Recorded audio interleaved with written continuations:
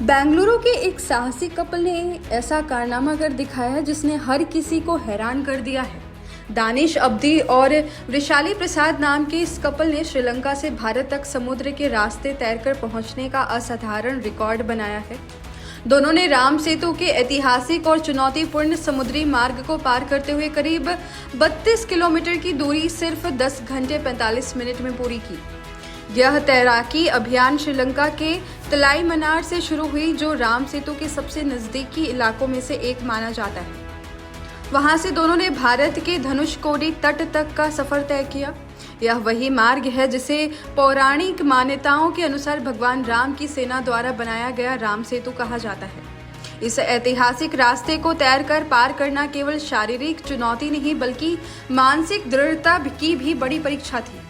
दानिश और वैशाली दोनों लंबे समय से ओपन वाटर स्विमिंग यानी खुले समुद्र में तैराकी से जुड़े हुए हैं। दोनों ने इससे पहले भी कई बड़े जल अभियानों में हिस्सा लिया था, लेकिन यह सफर उनके लिए सबसे कठिन और खास रहा। समुद्र की तेज लहरें, बदलता मौसम, गहराई और समुद्री जीवों का खतरा, इन सभी चुनौतियों के बीच दोनों ने हिम्मत नहीं हारी और लगातार आगे बढ़ते रहे। इस अभियान के दौरान सुरक्षा के लिए एक सपोर्ट बोट भी उनके साथ मौजूद रही, जिसमें मेडिकल टीम और तकनीकी सहयोगी शामिल थे।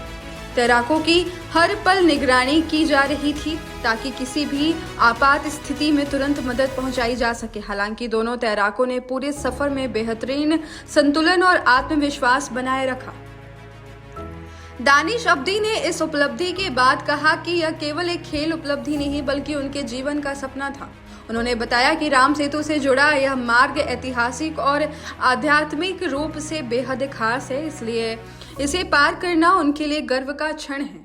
वहीं वृशाली प्रसाद ने कहा कि इस अभियान के लिए उन्होंने कई महीनों तक कड़ी ट्रेनिंग की थी और हर दिन घंटों समुद्र में अभ्यास किया था।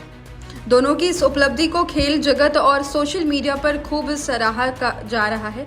लोग इसे भारतीय तैराकी इतिहास की एक प्रेरणादायक उपलब्धि बता रहे हैं। खास तौर पर युवाओं के लिए यह संदेश है कि अगर इरादे मजबूत हो तो कोई भी चुनौती असंभव नहीं होती।